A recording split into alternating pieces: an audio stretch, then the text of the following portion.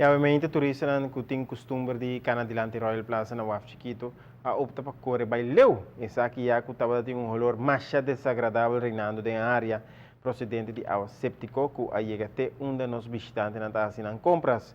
Nos colegas Pita decidiram vai investigar o motivo que a água aqui estava correr net dilante de tienda na UAF.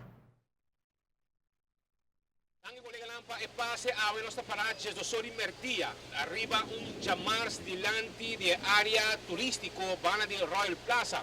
Sa kita waf chiquito, caminda ku ave net pagkalibig do Sor e estão ku traha e traficar que banda como isa pedir auxílio ya para se for mainta acaba não tá batayama the way para sobra tem uma situação fastidioso a situação tá aqui bom não caminda com tem candidato de água sushi que está saliendo fora do sistema de riolering e água aqui está sacando olor insuportável.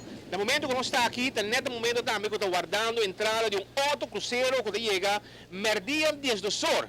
E claramente essa aqui está uma área com nota 2 para trás. Turista não está saindo correr para sobra o olor que está vindo para bom nota 1 que para cana e move na área aqui. Está água ng hopi sushi e danke Deus tem riolering lang que água está saindo fora da área onde não está traja e vai mesura de riolering, pero não está aqui só.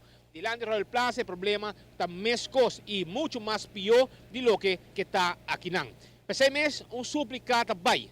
La tour e instancia nan concerni para buscar manera que el sistema aquí. Aparentemente lo está pump of Kiko está pasando, pero polícia ma passa nandinan tambe a notificar están de DOE para bing dunuman arriba a situación aquí. Ya tem 1 o 2 horas una llama y te ainda nada sucede, mientras tanto não te preocupar por mais turistas lo llega de outro barco que está dias do sol. Não está aqui não só, aí atrás também, traz edifício também de água de bem alto, de Land Royal Plaza também tem mesmo problema, vamos esperar que por chegar rápido para atender que assunto aqui, para evitar e coisas aqui de futuro, de uma área que está hobby frequentar para local, hobby gente atrás aqui banda, pero mais ainda, é turista ng cruzeiro que está passa na miles, arriba pida caminda aqui, ora que o barco não está adentro. O camarógrafo, Richard Vidal, a mim Hospital Andrade, colega Landanki e back para o estúdio.